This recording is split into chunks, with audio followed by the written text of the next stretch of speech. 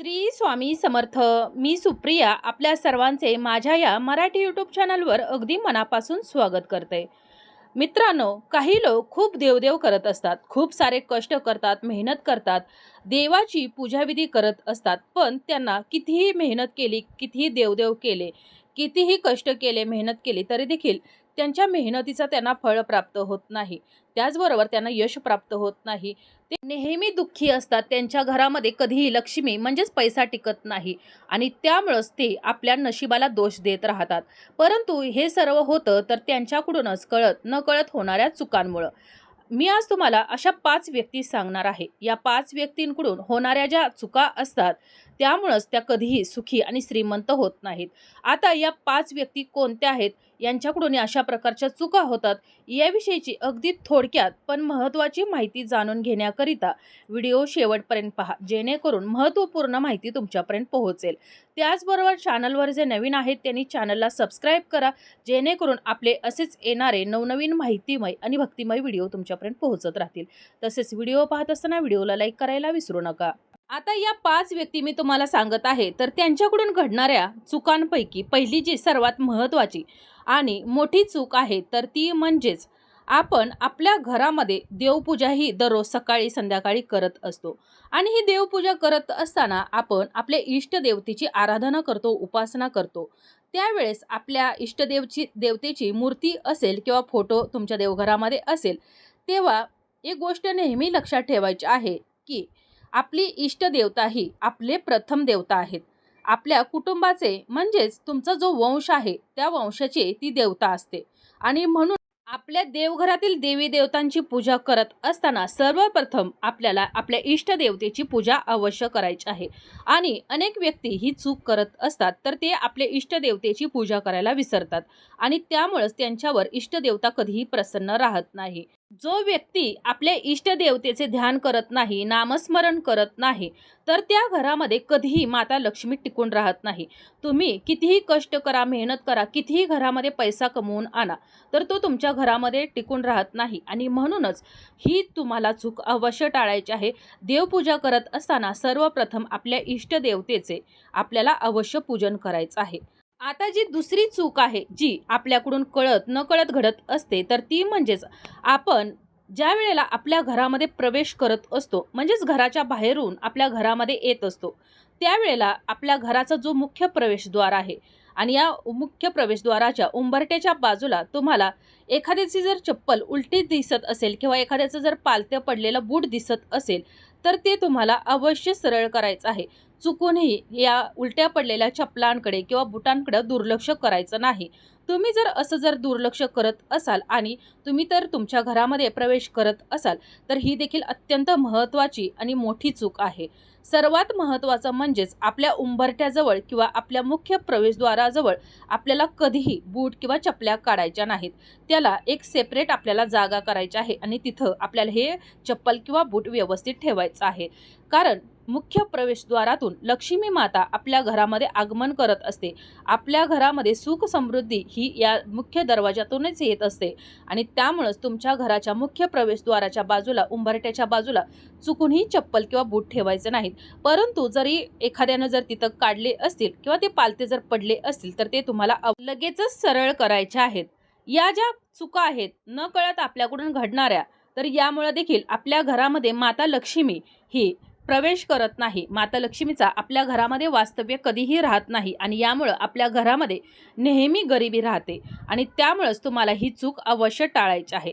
आता तिसरी जी चूक आहे तर ती म्हणजेच आपल्या हिंदू धर्मशास्त्रामध्ये अतिथी देवो भव असं म्हटलं आहे. म्हणजेच आपल्या घरी येणारे पाहुणे हे देवासमान असतात. अतिथी या शब्दामध्येच आहे की कोणत्याही तिथीला येणारे किंवा तिथी न सांगून येणारे पाहुणे आपल्या घरात आल्यानंतर आपण आपले मन नाराज होते, मन घट्ट होते आणि आपल्याला अवेळी आलेले पाहुणे हे पटत नाहीत.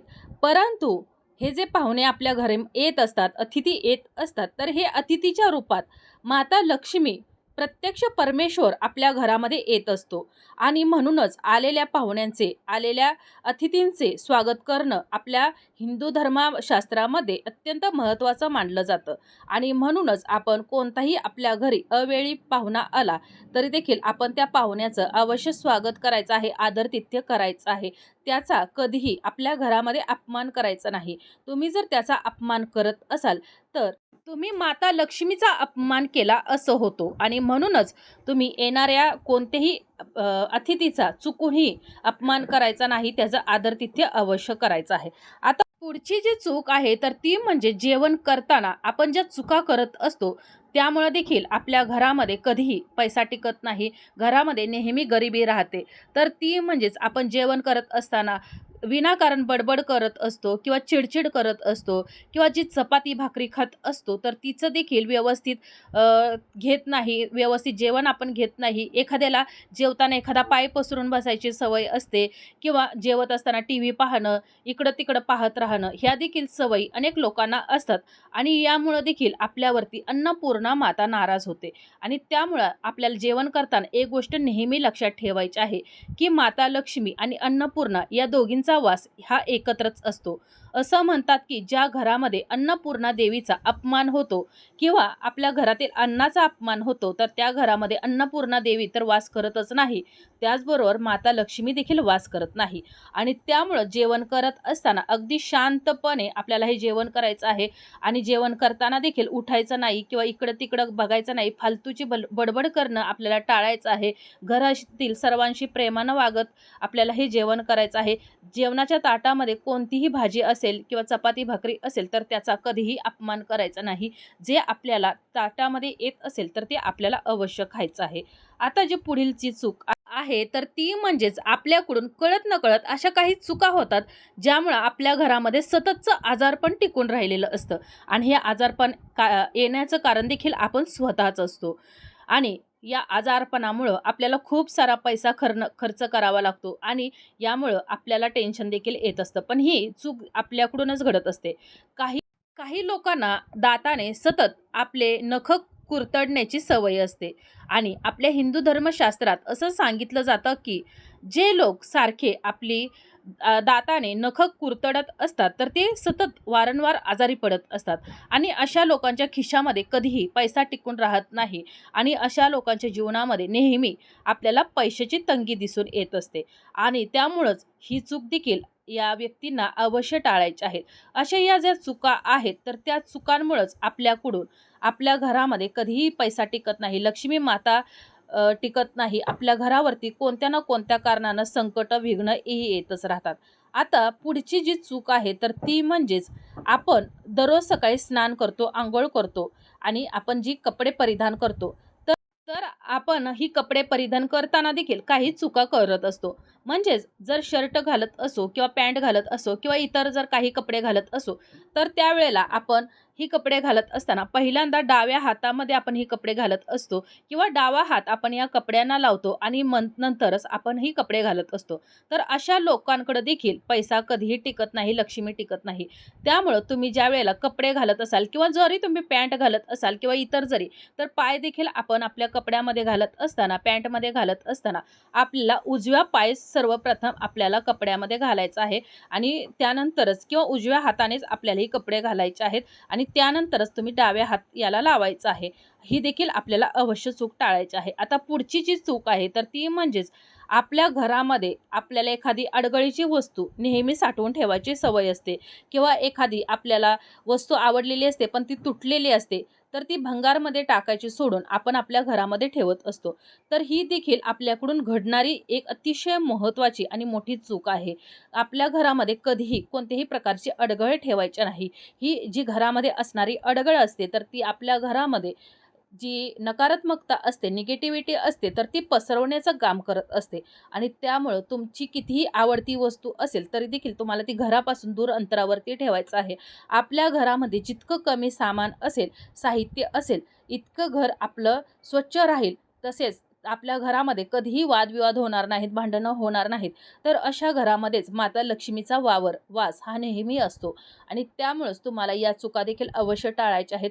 तुमच्या घरामध्ये कोणत्याही प्रकारची घाण, कचरा हे देखील आपल्याला ठेवायचं नाही. घरामध्ये असलेला कचरा देखील आपल्या घरामध्ये नकारात्मकता पसरवण्याचं काम करत असतो आणि हे जे घरातील आपल्या घाण आहे, हा कचरा आहे किंवा ही अडगळीचं सामान आहे, तर हे पाहून माता लक्ष्मी आपल्या मुख्य दरवाजातूनच माघारी फिरत असते आणि त्यामुळेच तुम्हाला दररोज आपल्या घरातील हा कचरा रोजच्या रोज घराच्या बाहेर काढायचा आहे आणि आपल्या घरामध्ये जर काही भंगार सामान असेल तर ते देखील आपल्याला घराबाहेर फेकून द्यायचं आहे.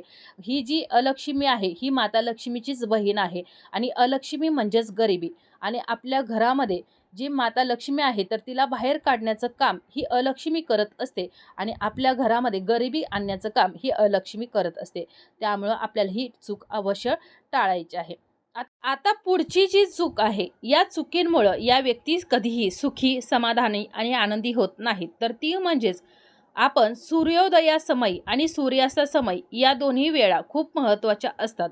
सूर्योदयासमयी म्हणजे सूर्य उगवण्याची वेळ आणि सूर्यास्त म्हणजेच सूर्य मावळण्याची वेळ. या दोन्ही वेळेला माता लक्ष्मी पूर्ण पृथ्वी तलावर रोज विचरण करत असते आणि माता लक्ष्मी या दोन्ही वेळामध्ये तुमच्या घरामध्ये प्रवेश करणार असते, आगमन करणार असते आणि या वेळेला जर तुम्ही झोपलेला असाल तर ती माता लक्ष्मी तुमच्या मुख्य दरवाजातूनच माघारी फिरते. तिला तुमचं हे झोपणं पटत नाही आणि त्यामुळंच या वेळेला म्हणजे सकाळी सूर्योदयासमयी त्याचबरोबर सूर्यास्तासमयी चुकूनही आपल्या घरामध्ये झोपायचं नाही. एखादं लहान बाळ असेल किंवा एखादी आजारी व्यक्ती जर असेल आणि ती जरी झोपली असेल तरी देखील चालेल. परंतु निरोगी व्यक्तीनं कधीही तिन्ही सांजेच्या वेळेला किंवा सूर्योदयाच्या वेळेला चुकूनही आपल्या घरामध्ये झोपायचं नाही. त्याचबरोबर आपले जे मुख्य प्रवेशद्वार आहेत तर ते अवश्य या वेळेला उघडे ठेवायचे आहेत. कारण माता लक्ष्मी आपल्या घरामध्ये आगमन करण्याची हीच वेळ असते. त्याचबरोबर आता पुढची आणि शेवटची जी चूक आहे तर ती म्हणजेच अनेक जणांना रात्री झोपताना आपल्या उशाशी म्हणजेच आपण ज्या ठिकाणी झोपतो तर आपल्या बाजूला पाणी ठेवण्याची सवय असते.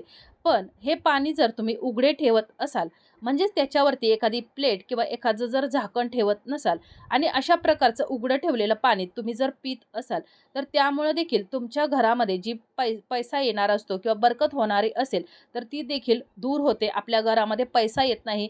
विनाकारण आपल्या घरामध्ये पैसा खर्च होत असतो. कोणत्या ना कोणत्या मार्गाने आपल्या घरातील पैसा बाहेर जात असतो आणि त्यामुळंच तुम्ही झोपायच्या वेळेला ज्या वेळेला तुमच्या उशाशी जे पाणी ठेवणार असाल तर ते पाणी तुम्हाला झाकून ठेवायचं आहे. शक्यतो हे पाणी आपल्या उशापासून दूरच अंतरावर आपल्याला ठेवायचं आहे.